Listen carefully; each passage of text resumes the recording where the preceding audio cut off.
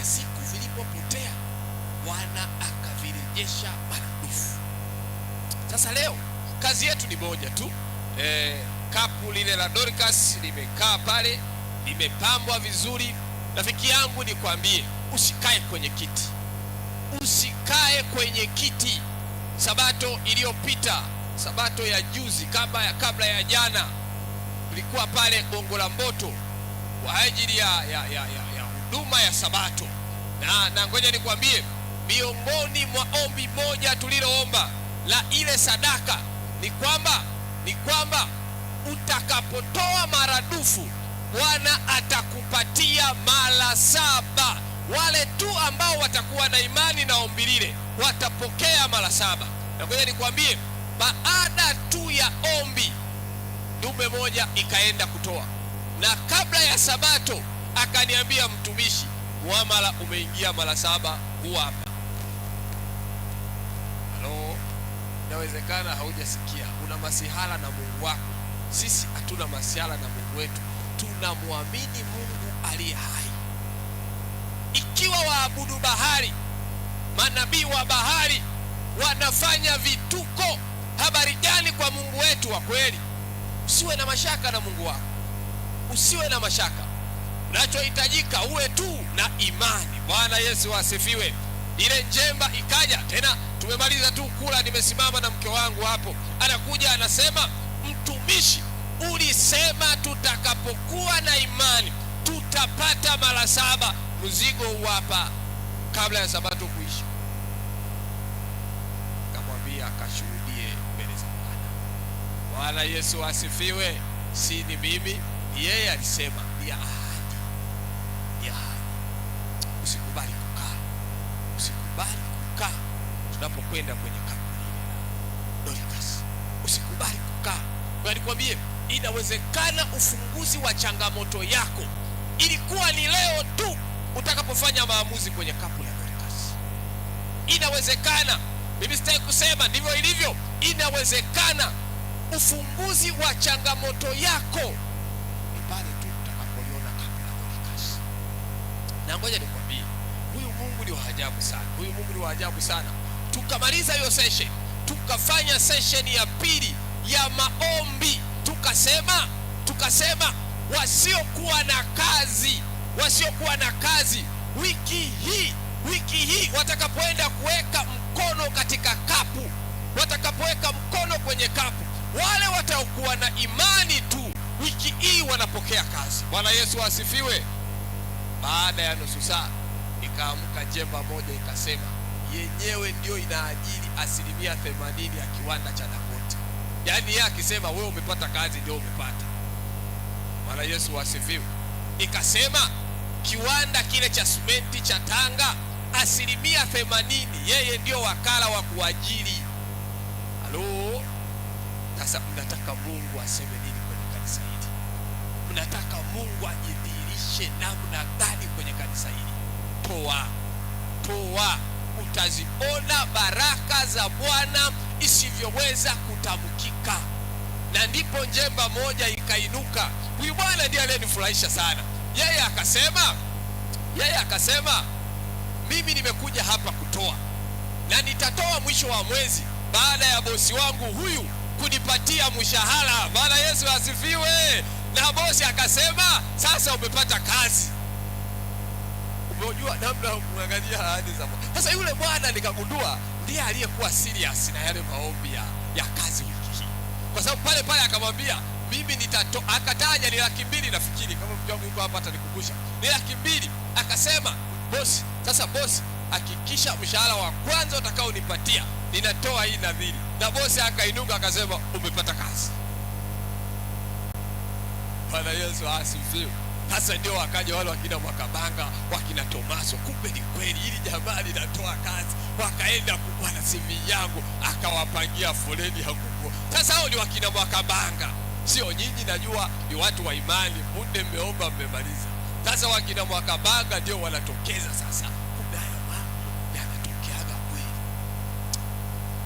Kapu la Dorcas leo tunakwenda kutoa, watu wa Mungu wabarikiwe huko hospitalini. tunakwenda kutoa wenzetu waliokuwa kwenye mazingira magumu wakabarikiwe na Bwana. Na kwa baraka hizo, rafiki yangu, hautabaki jinsi ulivyo. Badiliko la kweli litatokea maishani mwako. Badiliko la kweli litatokea maishani mwako. Tunapokwenda kutoa sadaka hii, tuimbe wimbo wetu nambari 59, fanyeni kazi zenu. Tuombe kwanza. Yesu, nasema asante kwa sadaka hii. Wana na binti zako tunakwenda kuitoa. Yesu, sadaka hii inene makubwa maishani mwetu. Sadaka hii ikafanye makubwa kwa ndugu zetu hawa tunaowapelekea. Utukufu wako uwe pamoja nasi, naomba na kuamini kwa jina la Masihi Yesu Kristo, amen. Fanyeni kazi zenu, usiku si mbali.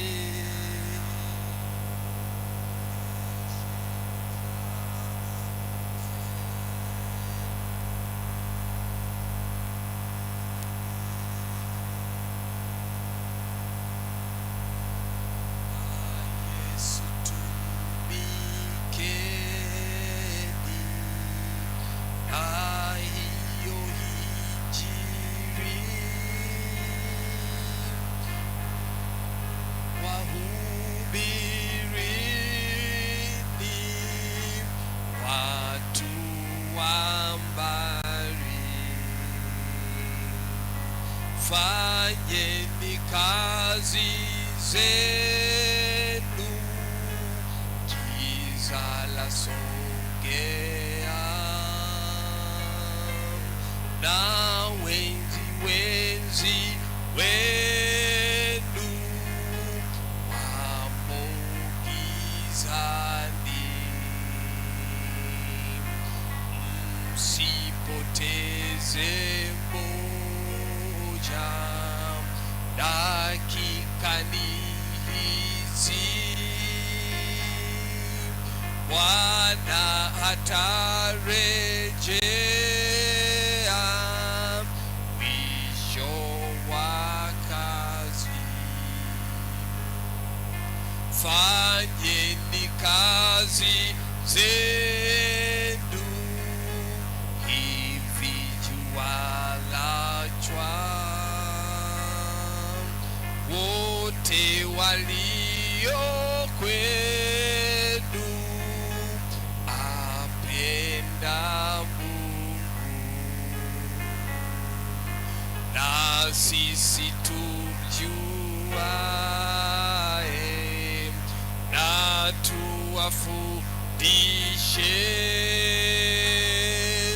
ili Yesu ajaye tufurahishe. Fanyeni kazi zenu, giza lasogea, na wengi wenzi wenu wamo gizani. Msipoteze moja, dakika hizi, Bwana atarejea mwisho wa kazi. Fanyeni kazi zenu, hivi jua lachwa. Wote walio kwenu apenda Mungu, na sisi tumjuae na tuwafundishe, ili Yesu ajaye tufurahishe.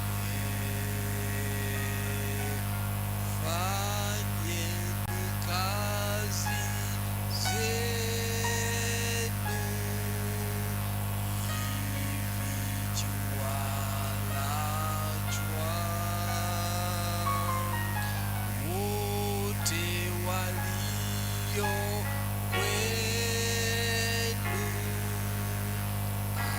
apenda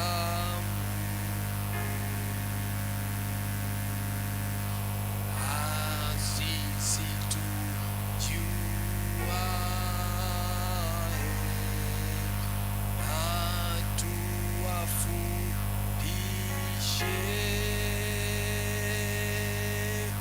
ili Yesu ajaye tufurahishe.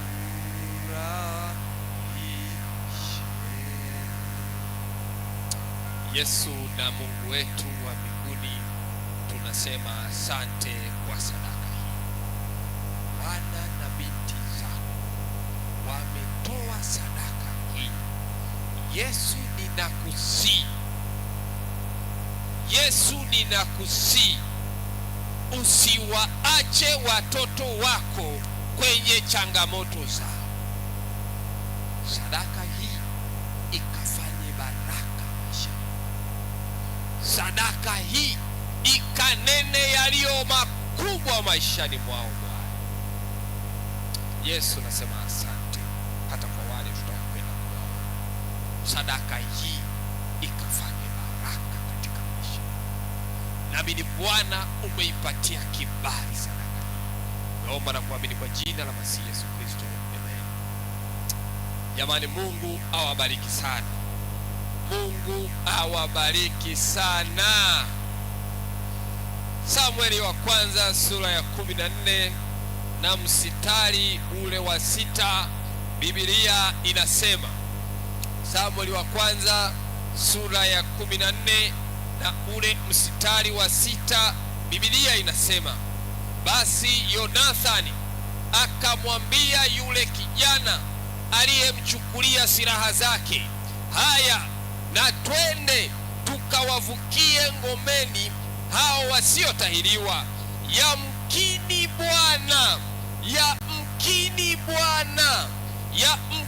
Bwana atatutendea kazi, kwa maana hakuna la kumzuia Bwana asiokoe, kwamba ni kwa wengi au kwamba ni kwa wachache. Bwana Yesu asifiwe.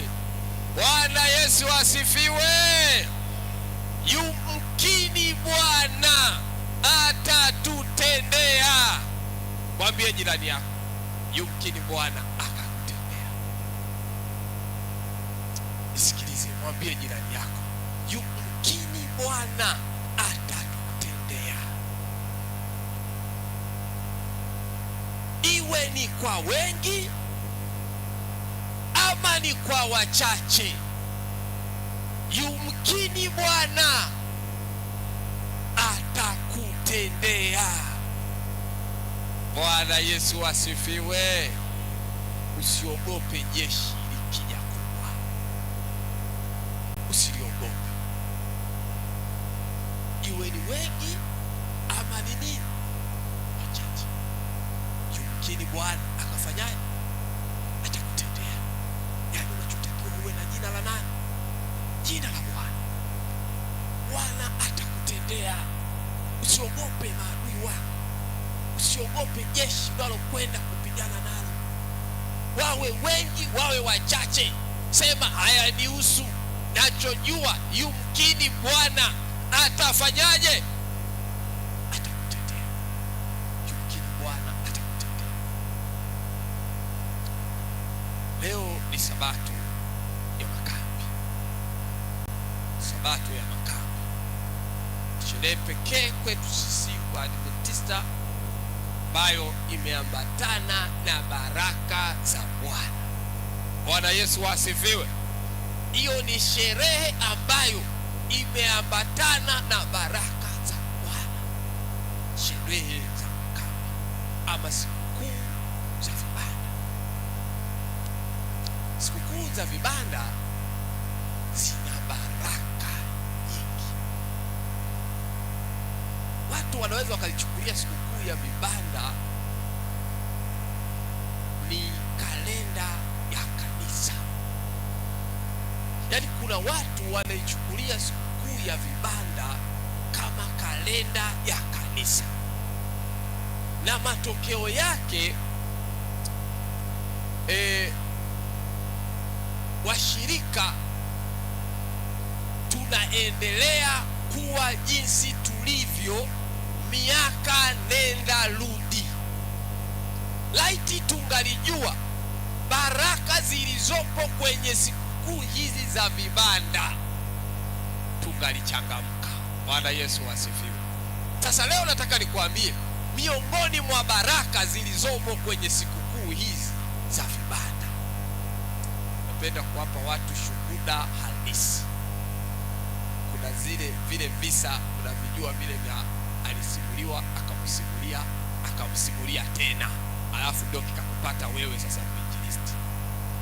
Mimi ninakupa kisa kilichotokea maishani mwangu nilipotambua tu baraka za sikukuu za vibanda. Bwana Yesu asifiwe. Mwaka 2017 nikiwa kanisa mahalia,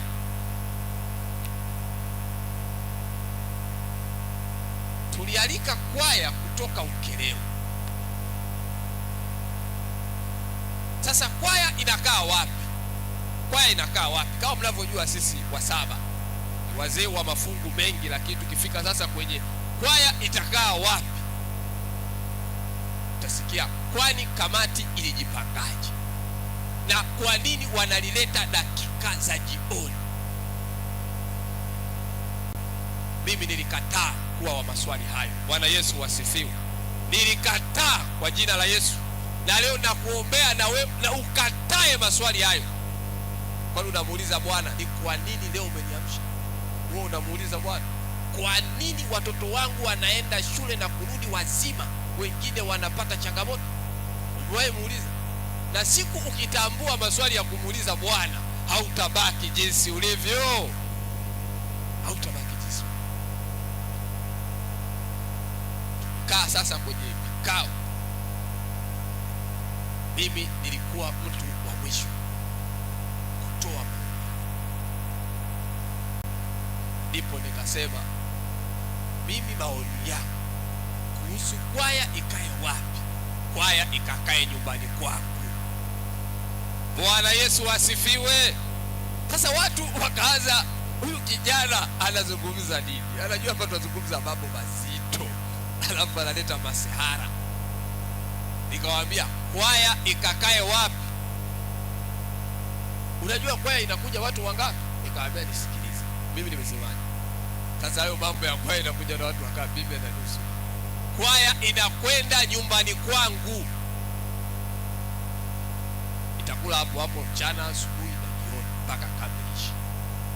Kwaya ilikuwa ya watu 40. Bwana Yesu asifiwe. Sasa choni kimoja unaweza ukapata picha. Sasa nawaambia hawaidi kuamka, foleni ndefu, uwe mnapanga foleni hapo. Mambo ya Bwana ni mambo ya utukufu. Bwana Yesu asifiwe. Yani ng'ang'ania baraka za Bwana. Usijiangalie jinsi ulivyo, usiangalie namna walivyo wengi, angalia baraka za Bwana. Ndoa ikiwa changa hapo sasa, yule mama anamtwika mizigo. Nikamwambia sikiliza, hapa ni baraka za Bwana tu, mambo ya ndoa weka kando, hapa ni baraka. Kwaya ikaja nyumbani watu 45 wale wakaja. Sasa nalala chini kwenye korido, kwenye nini hapo, mambo ni burudani. Sasa umeshafika Utagairi, hapa sasa ndio kitaa hapa ndo Dar es Salaam. Sijui walijua wanaenda hoteli lakini sasa ndio wamefika. Ni magodoro tu hapa yanashandikwa, yaani kwamba huku sasa ni wakina baba, huku sasa ni wakina mama. Ni mambo ya jumla.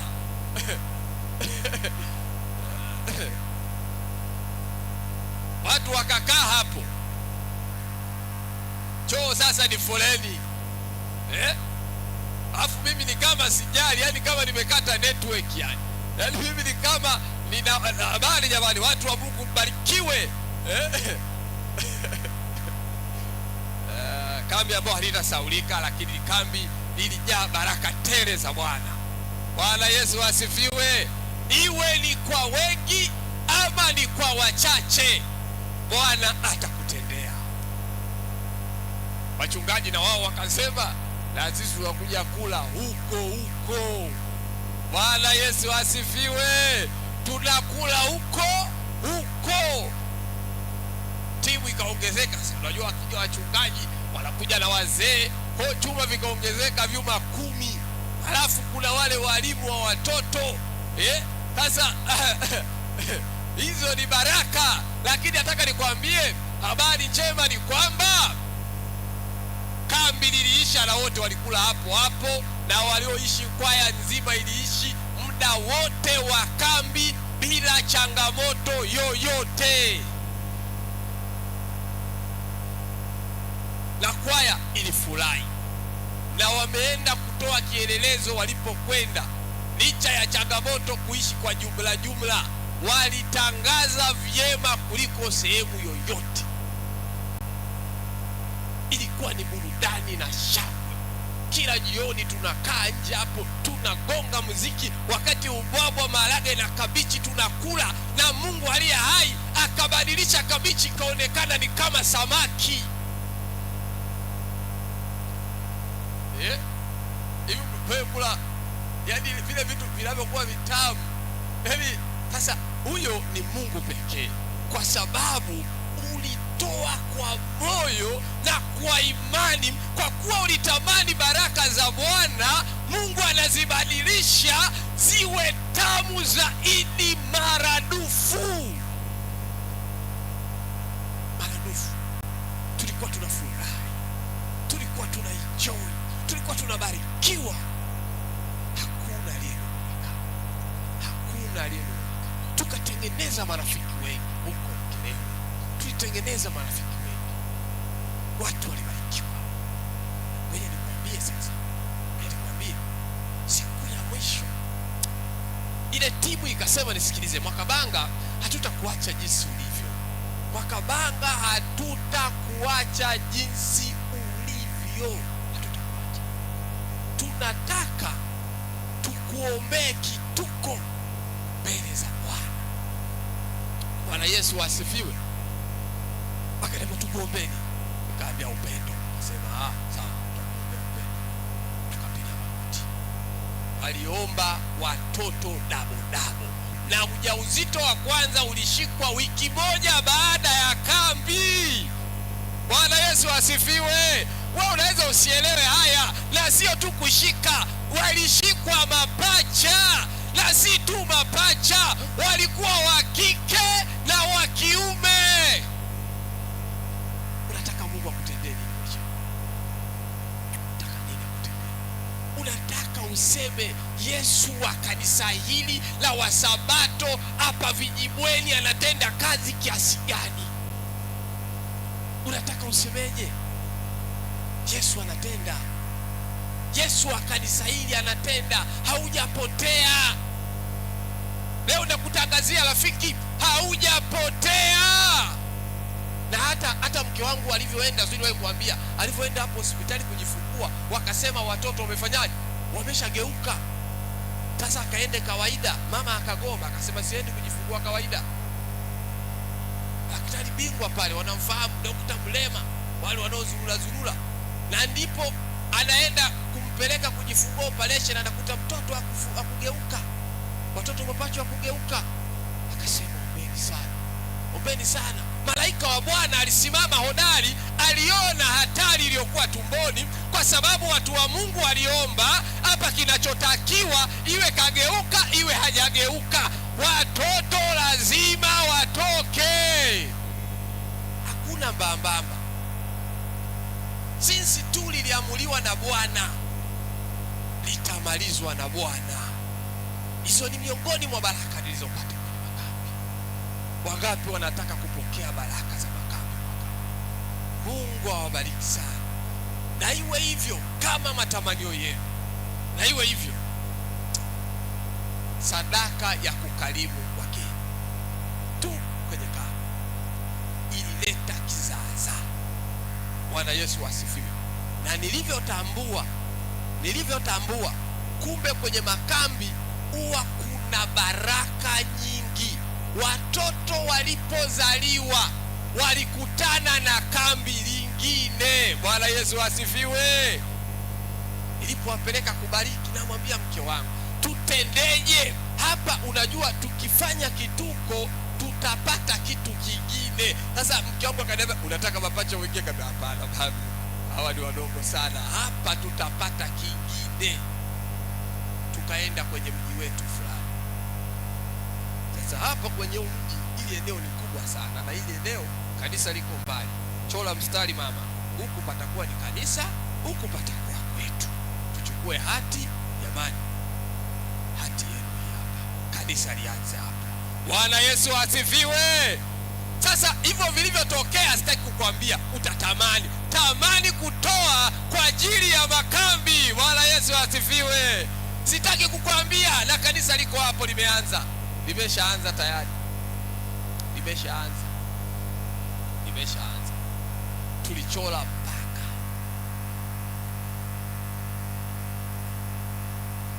jitahidi kujionyesha kuwa umekubaliwa na nani?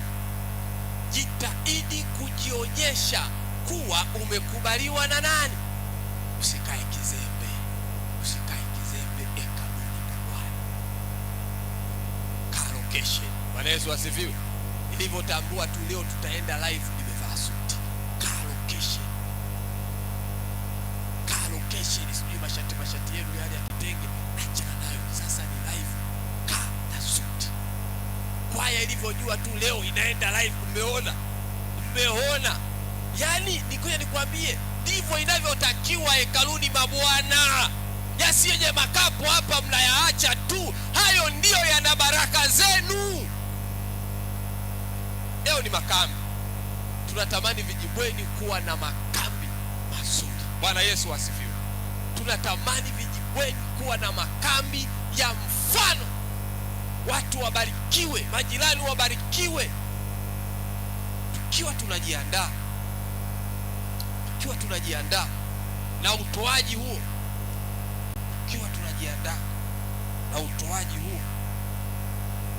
tujiandae na kupokea baraka za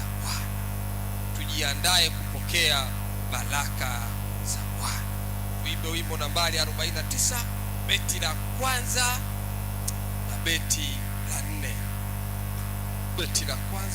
4. Ninaye rafiki naye alinipenda mbele, kwa kamba za pendo lake nimefungwa mbili. Aukaza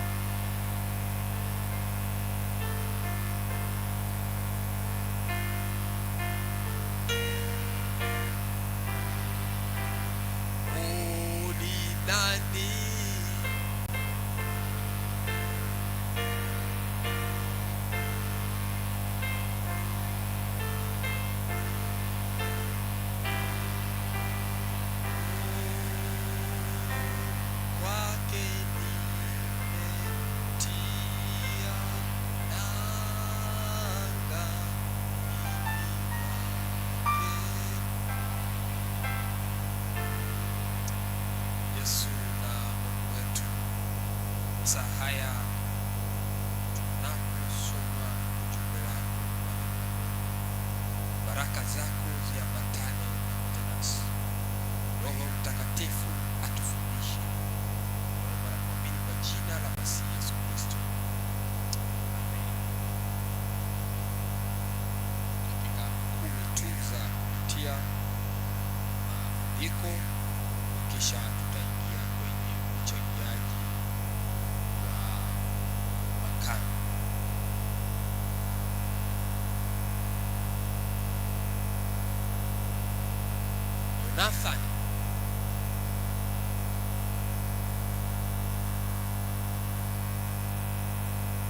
Yonathani akiwa amejificha kwenye ngome.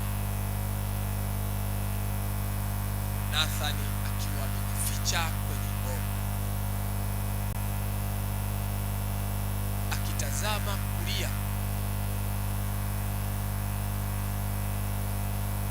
anaona mahadui wamemzingira. Akitazama kushoto, maadui wamemzingira. Mfalme jenerali ametoa amri asitoke yeyote, kwa sababu adui amezingira. Adui amezingira. Adui alikuwa ana wanajeshi maelfu, wanajeshi maelfu sana, wako karibuni 30,000, lakini wanajeshi maalum wapo 6,000. Yonathani yupo na jenerali na wanajeshi 600, na ndipo anasema iwe kwa wengi ama ni kwa wachache, yumkini Bwana atatutendea. Taifa la Mungu lina silaha mbili, wana mapanga mawili tu kwenye jeshi la watu 600. Wafilisti wapo 30,000 waliopo mtaani, wapo 6,000 wenye magari ya vita, na kila mtu na silaha. Taifa la Mungu wapo na silaha mbili tu, mapanga mawili tu. Na ndipo Yonathani akiwa kwenye pango, ujasiri, nguvu ya Mungu iliposhuka, akamwambia msaidizi wake, sikiliza, twapaswa kwenda na jina la Bwana. Bwana Yesu asifiwe. Tunapaswa kwenda na jina la Bwana. Kama kwa watu wameshatuzidi, wanajeshi kubwa sana, kama kwa silaha wameshatuzidi, wana silaha nyingi sana, tunapaswa kwenda na jina la Bwana. Leo nakupendekezea rafiki, mambo yanapokuwa magumu, nenda na jina la Bwana. Nenda na jina la Bwana. Yonathani anamwambia msaidizi wake, ni ishara gani Bwana atatupatia?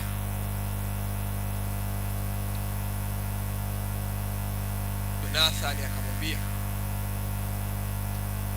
ikiwa tutakapofika eneo la vita, wakituambia tupandie mlimani, tambua Bwana yu pamoja nasi. Wakituambia tusubiri huko tunawajia, tambua Bwana ametuacha. Yonathani aliweka alama na Bwana kwenye maisha yake, kwamba Bwana, ikiwa ili tutambue uko pamoja nasi, tuifuate hiyo vita, tunaomba utupatie ishara hii. Wakituambia tujie, tunajua Bwana uko pamoja nasi. Ndipo Yonathani akaondoka kimificho na msaidizi wake, wanakwenda kupigana na jeshi la watu 36,000 wakiwa na silaha.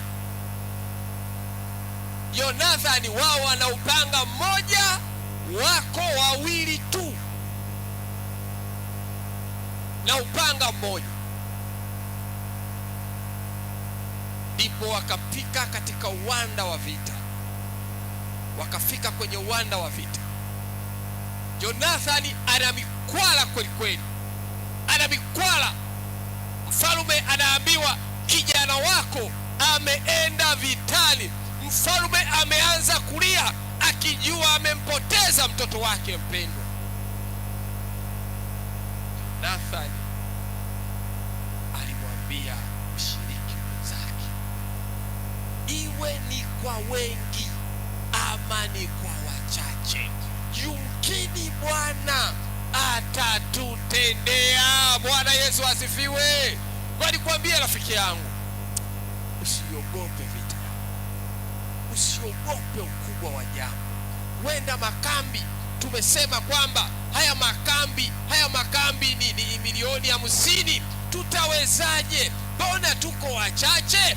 Nikwambie, iwe ni kwa wengi ama ni kwa wachache, makambi mazuri lazima yafanyike Vijibweni. Iwe ni wengi ama ni wachache,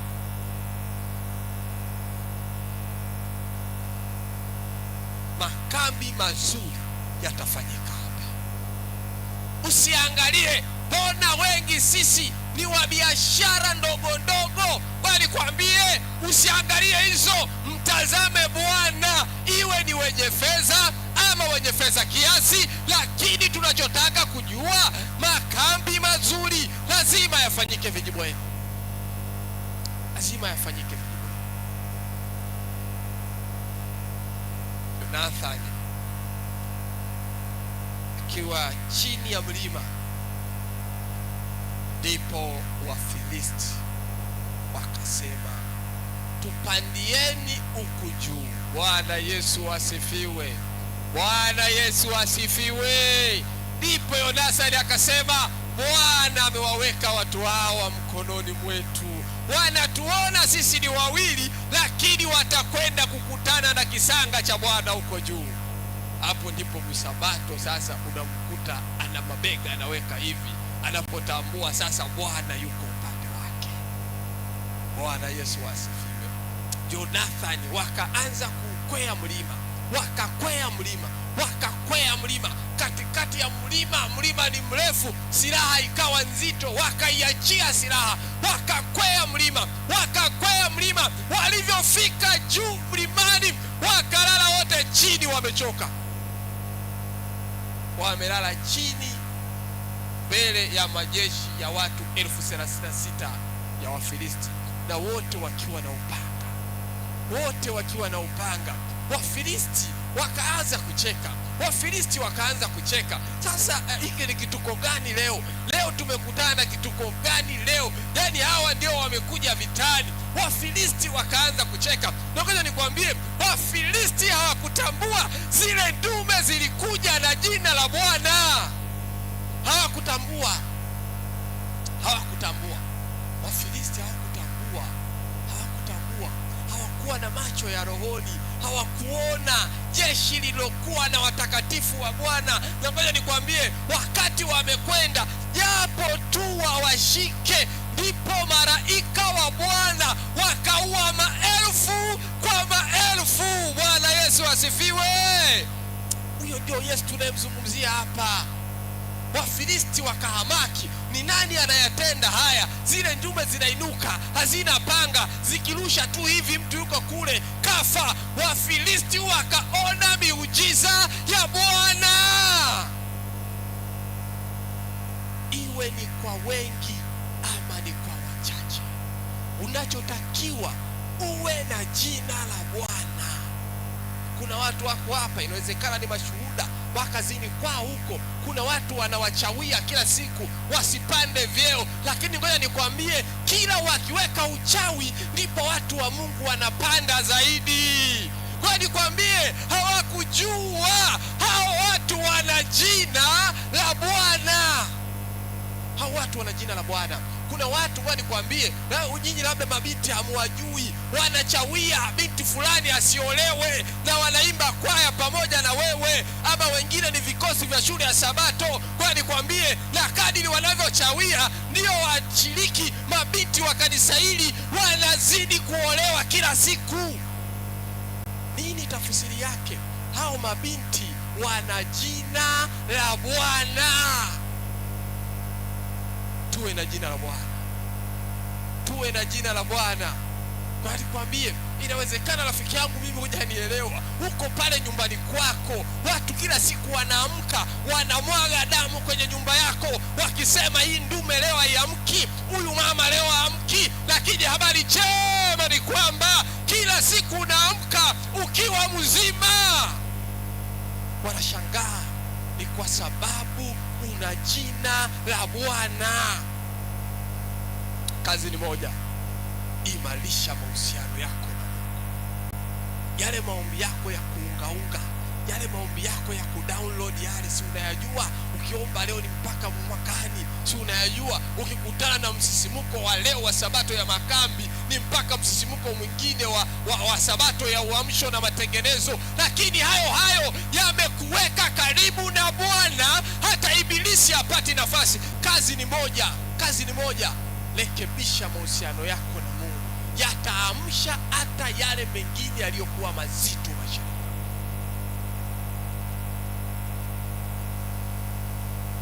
Makambi ya mwaka huu yatakuwa ni makambi yenye baraka. Tujiandae kung'ang'ania baraka za Bwana kwenye makambi ya mwaka huu, iwe ni kwa wengi ama ni wachache.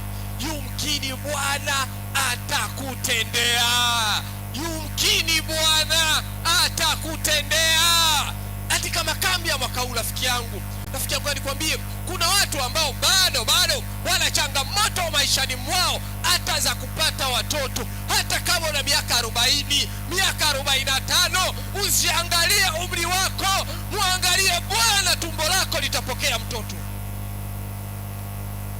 Usiangalie shida zako, wema wa Mungu upo. Hata kama una miaka 40 na hujaolewa na haujaoa, makambi ya mwaka huu yanakwenda kufungua baraka maishani mwako, yanakwenda kufungua baraka maishani mwako. Kuna mtu anasema baraka ufunguliwe nani? Hizo akili za kwako wewe ulizokuwa nazo. Mwambie, nisikilize, hizi akili nilizokuwa nazo Bwana anakwenda kuzifungulia baraka, na ninafaulu vizuri shuleni. Iwe ni kwa wengi ama ni kwa wachache, yumkini Bwana atatutendea. Yumkini Bwana atatutendea. Yumkini Bwana atatutendea. Mchana wa leo nikutamkie baraka za Bwana maishani mwako, nikutamkie baraka za Bwana maishani. Yesu akubariki katika kazi zako. Yesu akubariki katika ujasiriamali wako. Yesu akubariki katika shule yako. Yesu akubariki shambani. Yesu akubariki njiani. Na kutamkia baraka za Bwana. Baraka za Bwana ziambatane pamoja nao. Kila unachokigusa Bwana akakibariki. Kila unachotenda Bwana akakibariki. Kila unachotamani kupokea Yesu wa mbinguni akakibariki. Baraka za Bwana ziambatane. Tunapojiandaa kwa habari ya kutoa kwa makambi, rafiki yangu nikwambie, hautabaki jinsi ulivyo. Nimekupatia kisa tu cha Mwakabanga, namna alivyopokea baraka zake. Ni kwa sababu tu alijua baraka zinazoambatana na sikukuu za vibanda. Haujachelewa, bado una nafasi ya kupata baraka za Bwana. Kwaya nzuri hapa iliyovaa vizuri kwa kupendeza, inapokuja kuimba washirika ambao tumejipanga na kupokea baraka hizi, tujiandae na sadaka zetu za makambi. Lile kapu la sadaka ya makambi liko wapi? Kapu kimekaa pale cheupe. Samani, Kikapu ni kile pale, rangi ya brown, ndicho kilichokaa kwa ajili ya sadaka ya makambi. Sadaka ni mchango wa ujenzi wa kambi, ni sadaka ya kambi, sadaka ya ujenzi wa kambi, sadaka ya ujenzi wa kambi. Tunapokwenda kutoa sadaka hii ya ujenzi wa kambi, baraka za Bwana zitaambatana na wewe. Baraka za Bwana zitaambatana na wewe. Kwaya nzuri inapokuja kumtukuza Bwana hapa, rafiki yangu, usikae kwenye kiti, usikae kwenye kiti. Mimi nakupendekezea tu usikae kwenye kiti, usikae kwenye kiti. Hakikisha unakuja kuchukua baraka zako hapa. Lakini ngoja nikwambie, inawezekana pia haukuja na cash. Andika magoli ya kanisa mnayafahamu, na huenda mna magoli tayari, lakini umepewa zaidi na Bwana. Toa zaidi, usitoe sawa na Mwakabanga. Kwa nikwambie, yani wewe ndugu yangu, kila siku unatembea na TZ11, mimi kila siku naweka mafuta kwenye gari, lakini mimi naiweka mafuta, nataka nitoe sawa na wewe. Huo ni uchoyo, huo ni uchoyo. Kwa nikwambie rafiki yangu, jitahidi kutoa zaidi. Toa zaidi, wasaidie wale wengine ambao magoli yao yako chini. Using'ang'anie kuwa na goli sawa na wenzako, ili hali wewe umebarikiwa zaidi. Jua kudai baraka za Bwana, jua kudai baraka za Bwana. Rafiki yangu, usikubali kukaa kwenye kiti. Ila kama haujakuja na kiasi, andika. Wale mashemasi, kama kuna mwenye karatasi, andika pledge yako. Hata kama wewe ni mgeni umekuja hapa, toa. Usiseme kanisani kwangu nimeshachanga, sijui wapi nimeshachanga. Wewe mizani umekutana na baraka za Bwana, pita nazo, usiziache. Pita nazo, usiziache. Yaani usikubali kukaa kwenye kiti, usikubali kukaa kwenye kiti. Baraka za Bwana leo zisikupite. Na mwisho tutakuwa na ombi zuri hapa, tukiongozwa na mzee wetu kiongozi, nami nitaomba pia. Baraka za Bwana zisikupite. Hata kama umeshatoa, toa tena. Ni kuhakikisha tunakuwa na makambi mazuri ambayo yanamtukuza Bwana. Usikubali kupitwa na baraka za Bwana. Usikubali kupitwa na baraka za Bwana. Usikubali kupitwa. Wale ambao hawajaja na kiasi chochote, waandike, andika sehemu. Usikubali kupitwa. Yaani mimi nachokupendekezea, usikubali kupitwa. Lakini pia inawezekana umekuwa na changamoto ya muda mrefu. Mwambie Bwana, kwa sadaka hii ndiyo suluhisho la changamoto yangu. Mungu ni msikivu, Mungu anasikia, Mungu anatenda. Bwana yu hai, yuko pamoja nawe hata sasa. Usikubali kupitwa na baraka hii. Rafiki yangu, jiandae. Usikubali kukaa. Kwaya karibuni kwa nyimbo.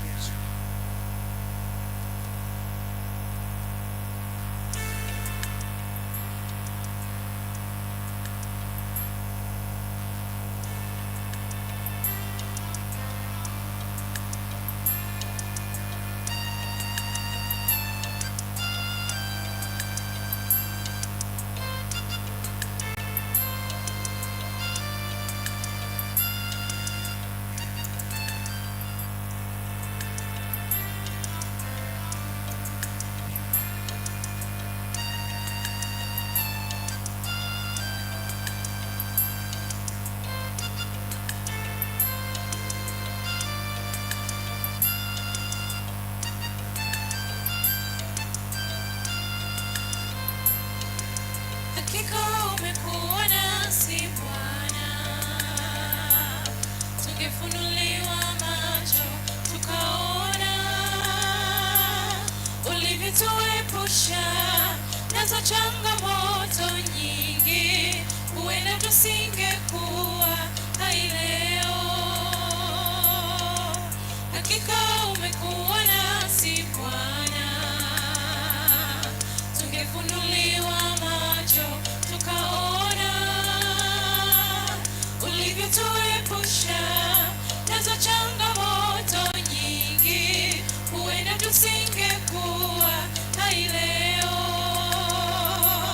Twakushukuru Mungu wetu. wetu, wewe ni mwema, wastahili kuabudiwa siku zote. Ulinzi wako umekuwa pamoja nasi, jina lako lihimidiwe milele zote. Twakushukuru Mungu wetu, wewe ni mwema, wastahili kuabudiwa siku zote. Ulinzi wako umekuwa pamoja nasi, jina lako lihimidiwe milele zote.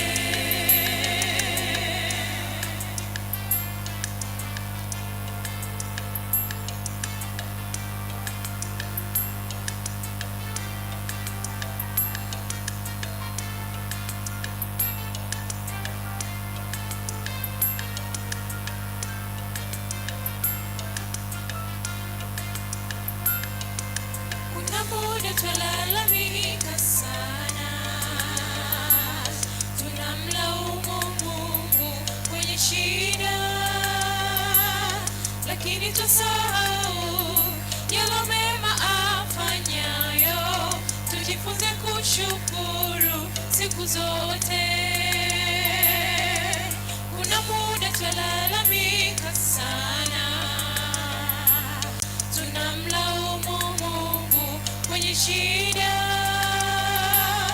lakini tusahau yale mema afanyayo. Tujifunze kushukuru siku zote. Twakushukuru Mungu wetu, wewe ni mwema, wastahili kuabudiwa siku zote. Ulinzi wako umekuwa pamoja nasi, jina lako lihimidiwe milele zote. Twakushukuru Mungu wetu, wewe ni mwema, wastahili kuabudiwa siku zote. Ulinzi wako umekuwa pamoja nasi, jina lako lihimidiwe milele zote. Twakushukuru Mungu wetu, wewe ni mwema, wastahili kuabudiwa siku zote. Ulinzi wako umekuwa pamoja nasi, jina lako lihimidiwe milele zote.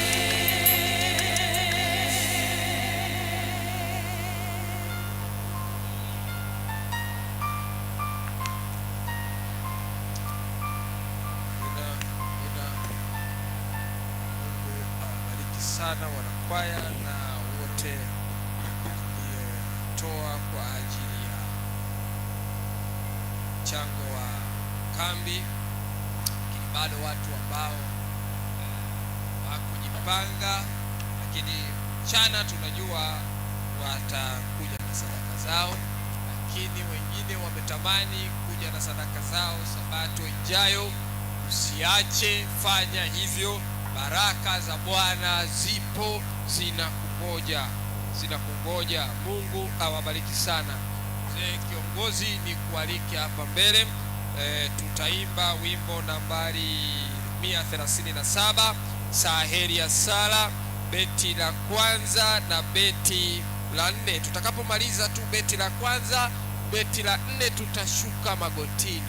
tutashuka magotini na mzee kiongozi atatukabidhi mbele za Bwana na kututakia baraka, nami nitahitimisha kwa ombi. Saheri ya sala. Saheri ya sala,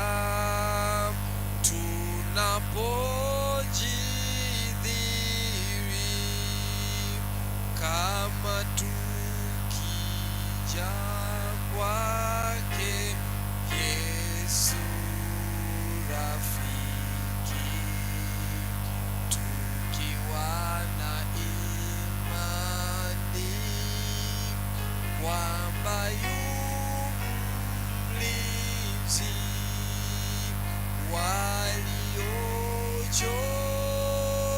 sana atapata saya sala iliyo heri waliochoka sana watapata. Mkutano mzima twende magotini.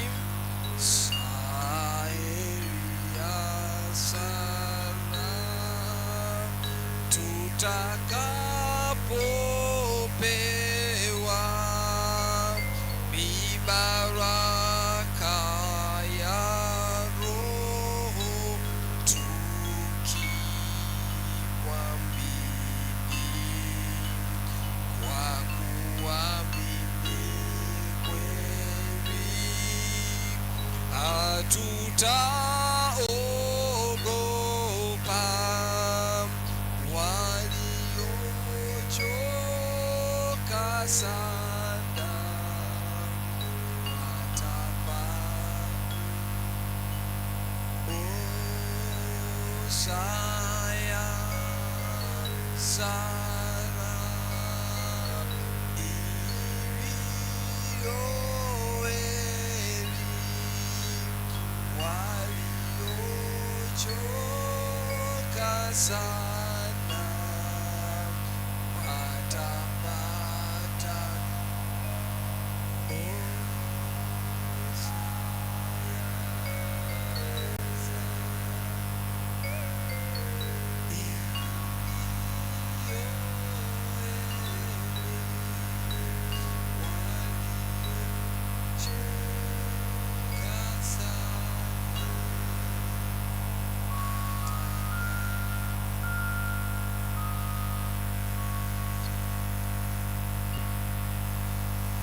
wetu na Baba yetu wa mbinguni. Imekuwa ni mchana mzuri,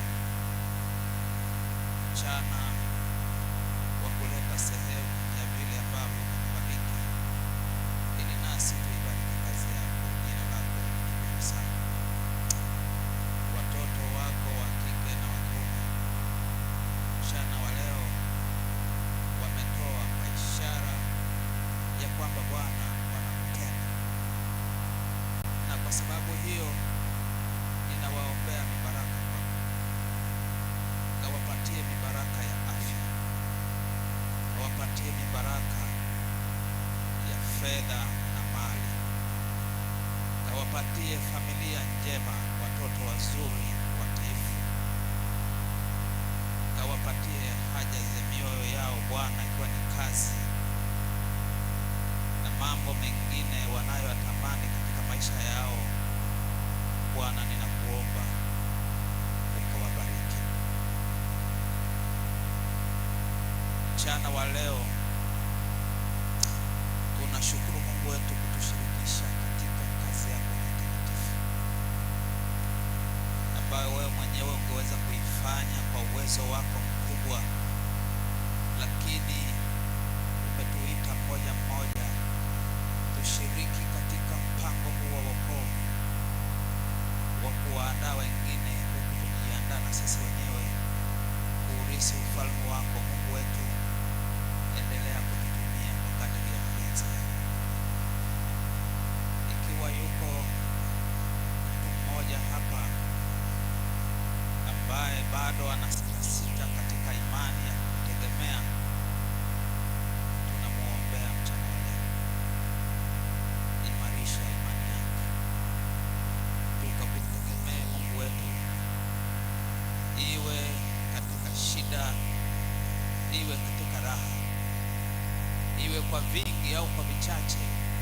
Bwana, imani yetu ikakutegemea wewe, maana wewe ni Mungu na sisi watoto wako. Mchana wa leo tunamwombea mtumishi wako Baba ambaye ameleta neno la uzima mbele yetu, nasi Bwana tunaamini kwa neno la leo linatosha kabisa kutuandaa kwa uzima leo. Tunakusihi Mungu wetu,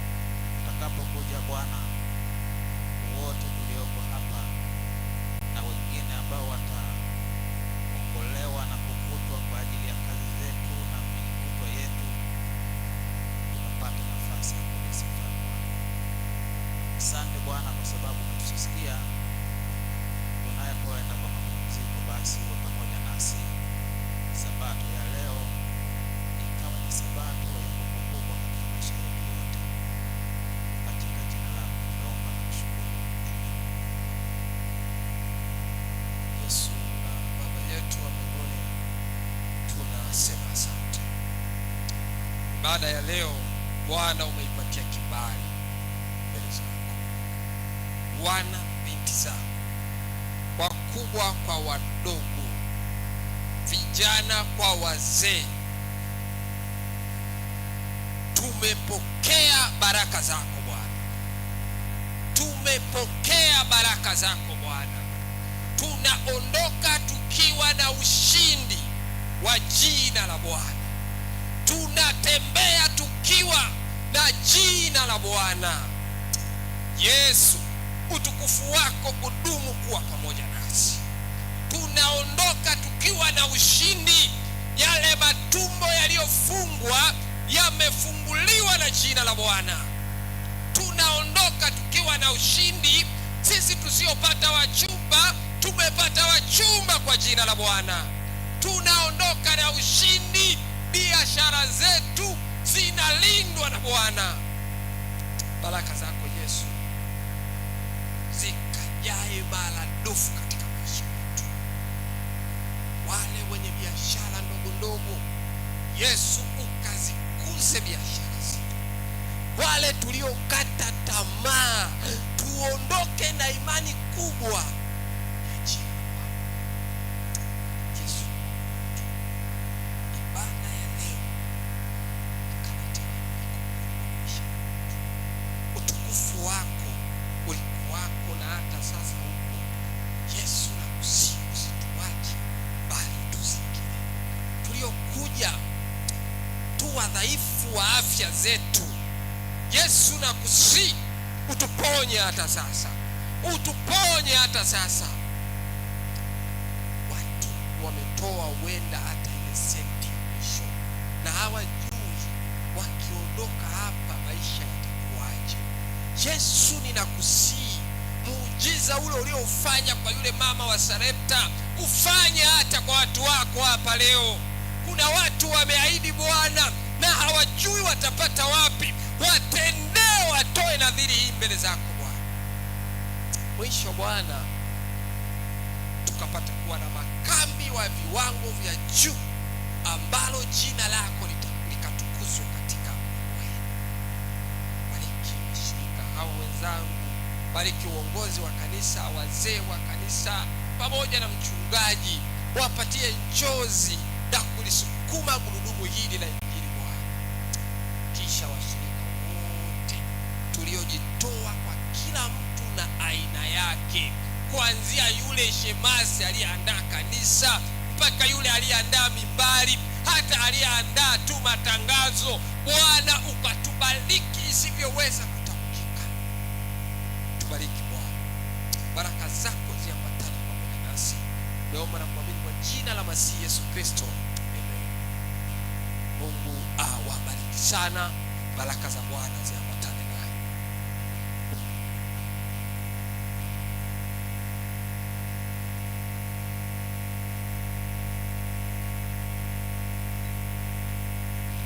Bwana Yesu asifiwe. Fanyeni kazi zenu, beti la kwanza tunapohitimisha na kwenda kwa ajili ya mapumziko. Ninaomba tusimame, praise team mtuongoze. Fanyeni kazi zenu, beti la kwanza, wimbo namba 59. Elda Mwakabanga, Mungu akubariki sana. Tunaendelea kubarikiwa na huduma yako hapa.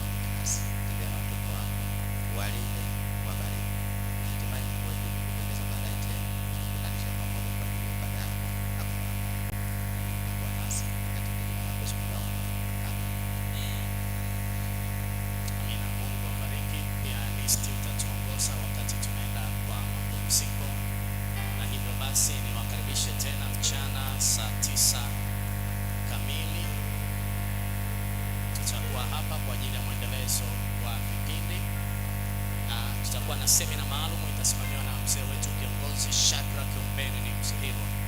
Kwa hiyo tusikose, twende tukapumzike. Wangapi hawatarudi? Ambao hawatarudi mchana, ambao hawatarudi kwa uaminifu kabisa, ambao hawatarudi, yani hawatarajii kuwepo kwenye semina mchana, ambao hawatarudi, ninaomba wanyoshe mkono na mimi. Ninaona mtu mmoja kule, mwingine, watatu, wanne, watano. Basi bahati nzuri hapo wengi sana. Baada ya hapa nitaongea nanyi mmoja baada ya mwingine ili tuweze kujua mnaenda wapi kwa ajili ya ibada siku ya Sabato. Haleluya. Wengine wana nani maalum kabisa.